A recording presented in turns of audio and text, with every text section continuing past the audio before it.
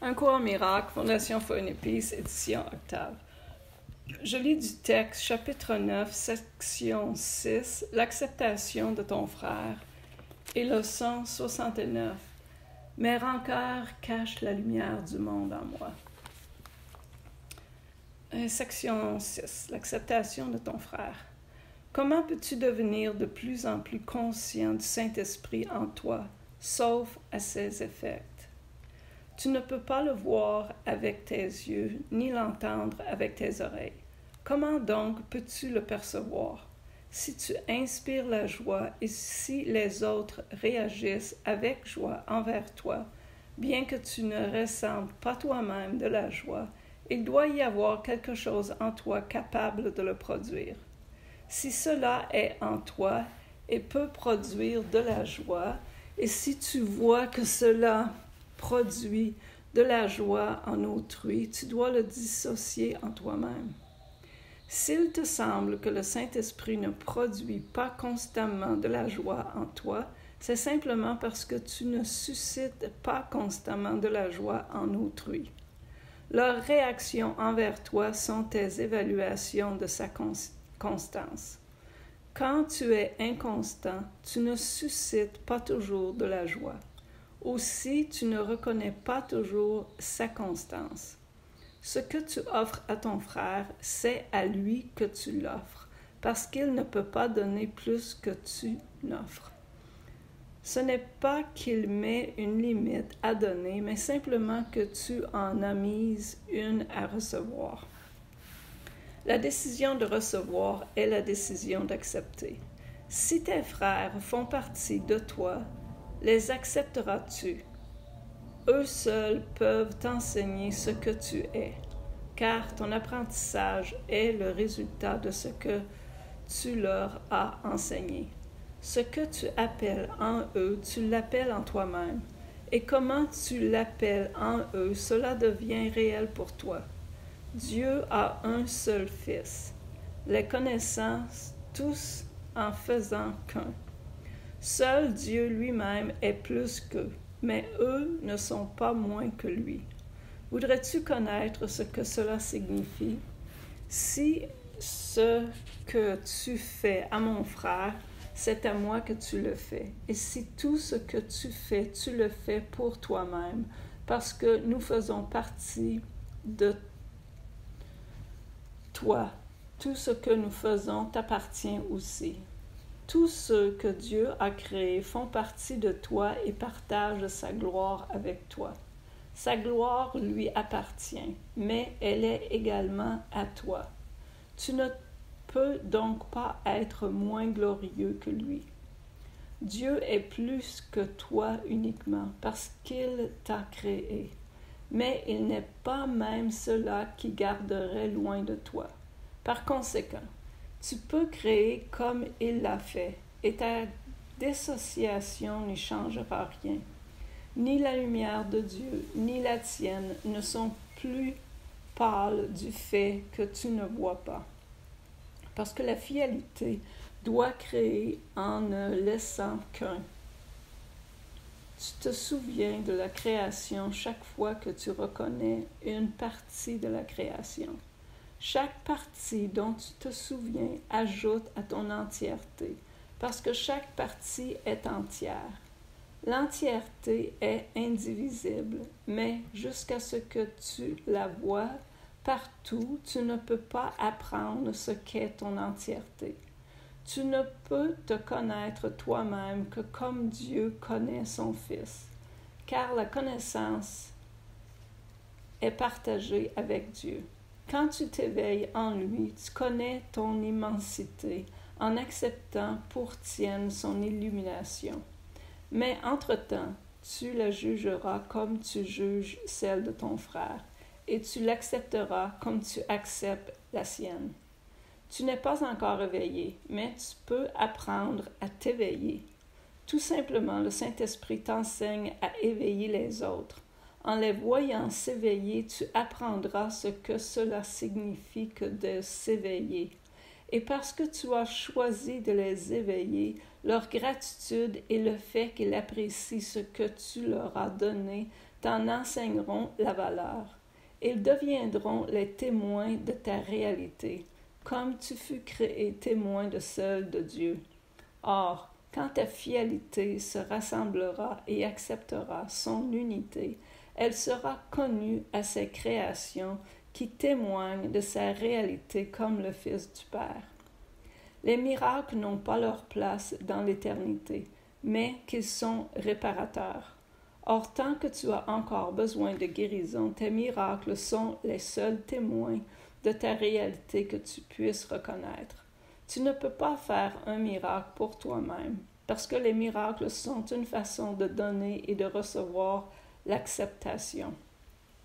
Dans le temps, donner vient en premier, bien que les deux soient simultanés dans l'éternité, où ils ne peuvent pas être séparés.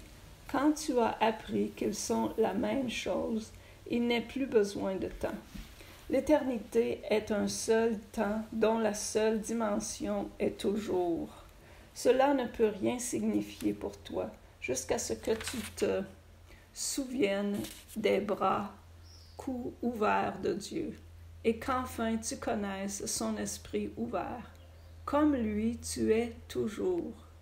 Dans son esprit et avec un esprit comme le sien.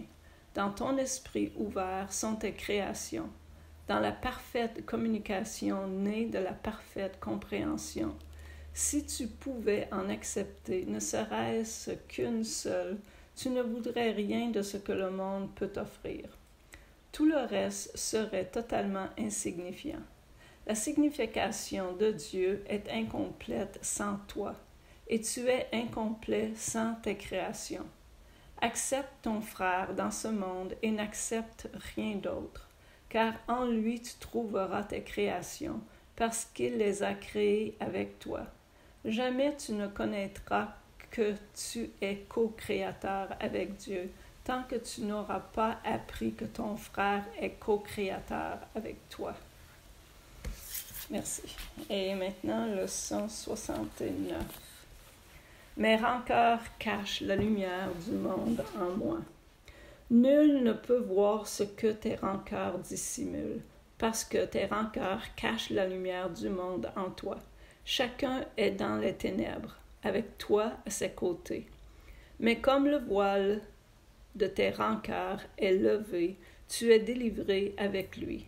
Partage maintenant ton salut avec celui qui se tenait à tes côtés quand tu étais en enfer. Il est ton frère dans la lumière du monde qui vous sauve tous les deux. Aujourd'hui, faisons une autre réelle tentative pour atteindre la lumière en toi.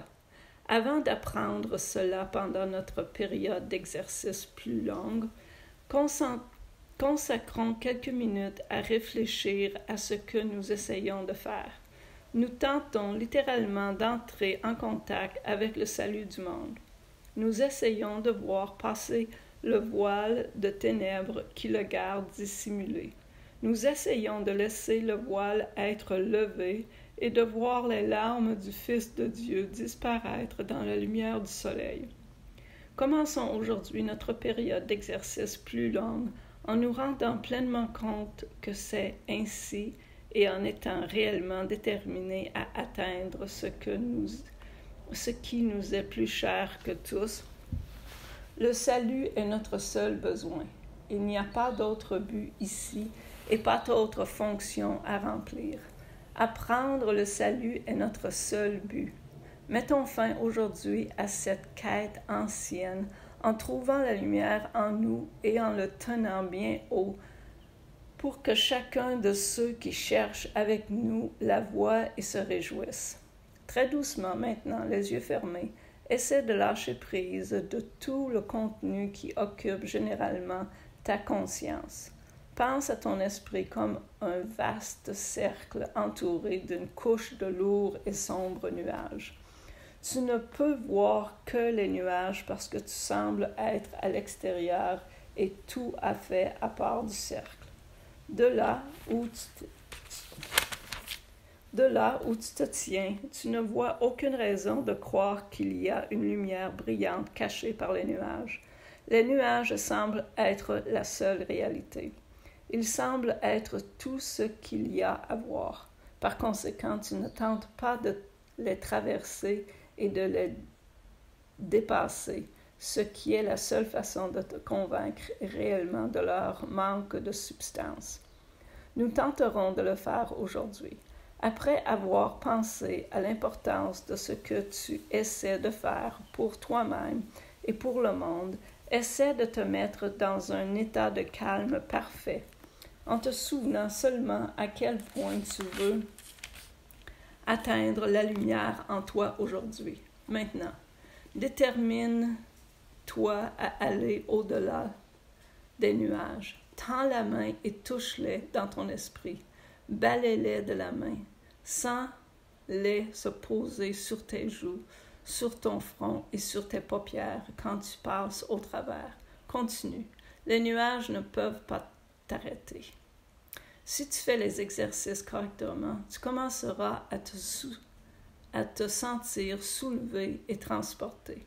Ton petit effort et ta petite détermination appellent le pouvoir de l'univers à ton aide, et Dieu lui-même t'élèvera des ténèbres dans la lumière. Tu es en accord avec sa volonté. Tu ne peux pas échouer parce que la volonté est la sienne.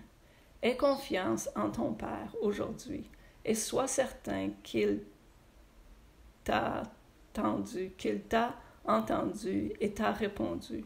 Tu ne reconnais peut-être pas encore sa réponse, mais tu peux certes être sûr qu'il t'est donné et que tu la recevras.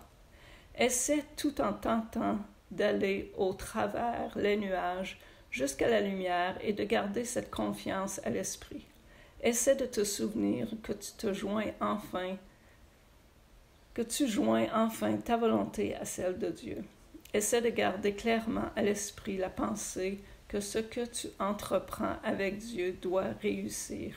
Puis laisse la puissance de Dieu agir en toi et par toi, afin que sa volonté et la tienne soient faites. Pendant les périodes d'exercice plus courtes, que tu feras aussi souvent que possible, étant donné l'importance qu'a l'idée d'aujourd'hui pour toi et pour ton bonheur, rappelle-toi que tes rancœurs cachent la lumière du monde à ta conscience. Rappelle-toi aussi que tu ne la cherches pas seule et que tu sais très bien où la chercher. Ensuite, dis « Mes rancœurs cachent la lumière du monde en moi.